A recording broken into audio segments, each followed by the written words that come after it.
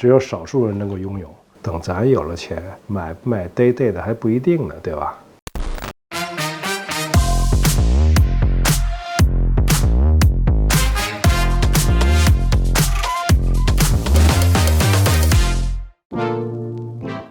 游客能不能参观？根据我的感觉啊，应该是不可以。包括在瑞士啊，能向游客开放的工厂呢并不多。而且呢，根据我的经验呢，在灌篮市的哪什工厂呢，即使你去了，可能也很难看到这个你想看的东西，所以就别惦记了。说实话，这几年瑞士和日本表厂都学游了啊，关键部位总是安排在饭点儿，特别想看的这个关键部位到了。当然呢，这个时间呢，我们被告知这个工位的师傅现在去吃饭了，所以我们没法看了。遇到一次这种情况还可以理解啊，如果每去一个表厂都这么说的话，是不是有点啊？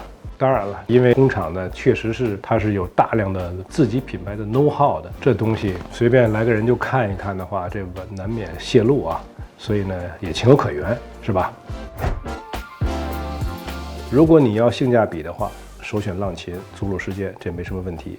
但是如果从颜值的维度看的话呢，我给你的建议是看个人偏好。这两个表都很漂亮，但是呢，颜值呢是很主观的事情。这是一个鄙视链的问题啊！我属于稍微懂点表的人，我会戴卡地亚，而且我曾经买过卡地亚的铂金的路易手动机芯，我很喜欢啊。咱们说这个机芯这个太拉胯指的是哪方面呢？你在卡地亚和不拉胯的机芯之间选了谁呢？我期待你回答一下。至少我从这个品质和可靠性方面的话，卡地亚机芯不拉胯。当然。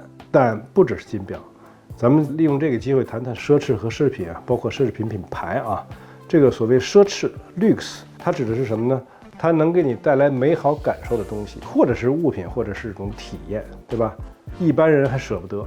比如说啊，钓鱼就是一种奢侈，美食、旅行、美食美酒，对吧？这都是奢侈，甚至是健身。撸铁对我来说是一种很奢侈的事儿，比如说我常常是在别人都撅着屁股干活的时候去撸铁，所以能选择在这个时候去撸铁的话，应该是很奢侈的事儿啊。再说说奢侈品，就是给人带来美好感受的东西啊，加上它有标志性产品，我一带上它，你们知道我带的是什么。再一个呢，只有少数人能够拥有，烂大街的就不叫奢侈品了，对吧？再一个呢，奢侈品品牌也是拥有以上的那些东西，同时还要加上什么呢？加上它要有自己的独门秘技，标志性产品要有。作为品牌的话，还要有这个营销。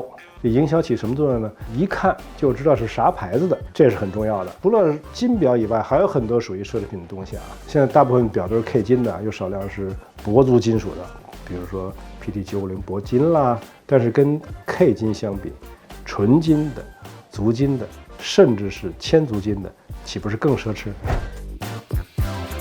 我觉得这个问题是非常好的问题啊。昆仑表并不是历史悠久的品牌，但刚好有个优势，就是它可以任意的创新，没有传统的包袱。比如说昆仑表里印象比较深的就是有这个海军上将，它造型上首先它是很早的使用这个整体设计的这个外形。这个外形的话，我觉得啊，现在很多爆款都在用这个整体式设计，但是海军上将早就有了。而且呢，它还有色彩的游戏，比如说啊，海军上将它用这个航海旗，航海旗本身就是一个色彩的游戏，本身就是让人觉得很美，所以昆仑表呢，应该说是很早的玩色彩游戏的品牌。这个表呢，还是让人爱不释手的。另外呢，还有它的那个泡泡表啊，就是那个表径是一个圆球一样的东西。这个东西呢，就是据我所知，我身边很多人呢为它的大胆和表现力呢买单了。在机芯方面呢，我印象里这个它主要是当时是 ETA 机芯啊，其实当时除了 ETA 机芯，也没有什么另外一些可以平替的机芯啊。ETA 机芯2824啊，2892，应该说是瑞士机器里的 workhorse 壮劳力。我们如果玩摄影的知道，当年在胶片摄影时代，有几个单反里的壮劳力，比如说尼康的 F3、佳能的新 F1，这都是无敌的，都达到军用级的性能啊。所以叫壮劳力。ETA 机芯呢，其实它在所有的瑞士机芯里，它不失为一个壮劳力。另外呢，ETA 机芯呢还有一些这个优点，比如说性能可靠啊，维修方便啊，属于这个性价比比较高的选择。现在你又说折扣比较好，对吧？所以我觉得如果有心仪的款式，特别适合自己留下来欣赏。据我所知啊，宝珀产品力没有下降，而且呢，海耶克承诺的东西，据内部消息已经在路上了。因为我们这边已经做好了解读重要作品的这个准备了，所以期待一下。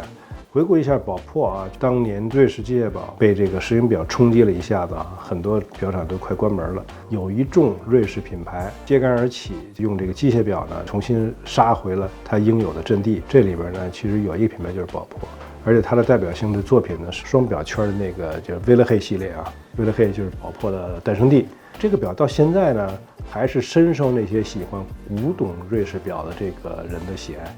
这个表它为什么能够成为传统瑞士表的这个特征呢？它首先它是薄，因为它使的那个 FB 机芯，现在叫宝珀机芯，它机芯很薄，而且动力一般都比较长的。再一个呢，表友们都把这个宝珀的机芯叫良心珀啊，这指的是宝珀的机芯做工都很好，看不见的地方都给你打磨了，对吧？这是很少有的，但最近有些品牌也在说这个事儿，看不见的地方都打磨了啊，说明它的做工很厚道。到最新款的腕表没发现有任何的偷手，所以产品力没有下降，而且呢，刚才我说了啊，海耶克承诺的25年的大复杂在路上，所以呢可以期待。说实话，我觉得呢，就是咱们玩沛纳海呢，没必要跟这个机芯过分纠结。当然，就是说垂直度更好一些，当然是好事了，对吧？但人家就是早年还用过其他机芯呢，就是也没有这用了别的机芯，就让这个表不好，对吧？现在机芯垂直度更高了，从这个角度来说的话呢，像 P1000机芯啊什么的，没什么问题。我也喜欢劳力士的 Day-Day 的，再来握握手啊！但是呢，也舍不得拿一块京 A 摩托车牌照的钱去买一 Day-Day 的。如果你认为从某些方面给你带来美好的感觉了，我认为完全可以下手。原因啊，一，劳力士的品质和劳力士售后，它这个售后资格呢还是可以转让的，就是你不一定非给过户了才转让，你只要拿这块帝舵，然后它再保，这个是很好的这个福利啊，应该说是劳力士和帝舵他们表的一些隐形价值。第二个原因呢，这个帝舵呢，其实它有着劳力士不能给你的东西。对吧？有些设计风格，劳力士不敢用的，至少目前不敢上的。我记得啊，参加过一次这个杜卡迪摩托周啊，杜卡迪摩托车，它在意大利的米萨诺，每年每2年还是忘了，要搞一次这个摩托周。当时呢是帝舵请我们去的啊，也不知道是因为我喜欢表，还是因为喜欢那个摩托车啊。我就是无意中呢跟那个一车这个帝舵团队的人在一个车里就通勤啊，然后我就发觉呢，帝舵在他们的这个手腕上，那种美感真是很感人的。有些设计风格呢，就是相比之下呢，劳力士总的来说还是比较保守的，对吧？但是呢，帝舵的那个王子啊，我曾经买过的那个 Econaut 那个马表啊，它那个表现的张力呢，还是很奔放的。第三个理由是什么呢？省下了钱和精力，咱们再奋斗一段时间，等咱有了钱，买不买 Day-Day 的还不一定呢，对吧？未来咱们不可知，所以呢，现在买个帝舵完全没问题。心头好呢，也不一定只有一个，我随时有可能出掉，因为我那个不同时期有不同的心头好。比如说，我长期收藏的一款表就是罗杰杜比，因为我看着它什么呢？一个是它有这个双日的码印记，而且它是具有这个300米防水功能，但是它又透底。劳力士也有300米防水功能，但是透底的很少。最近2年，蒂芙拿透底，还有这个路史型透底，对吧？其他的都不透底。所以呢，罗杰杜比这个潜水能力超强又透底，这是一个我能看到机芯里边的贵金属摆陀和日内瓦印记标。再一个呢，它那个造型呢，我认为至少是出位啊。EC Diver 还有当年的这个3系列的有些表款，就是3表耳设计。这个3表耳设计呢，你知道为什么我老提这个整体式设计吗？要提那个当下有货。罗杰杜比这个3表耳呢，它就是整体式设计，就是当下有货的最标准的体现。这个美感特别认同整体式设计的人才能接受这东西，所以在很长一段时间里，我不准备出掉这种表。奎德利啊，我觉得它是太超前了。其实我特别喜欢奎德利。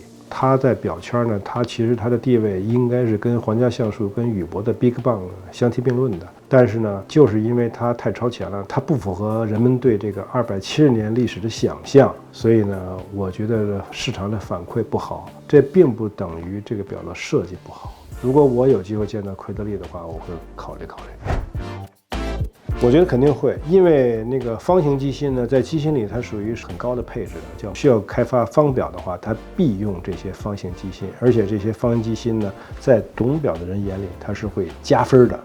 感谢收看，咱们下次见吧，拜拜。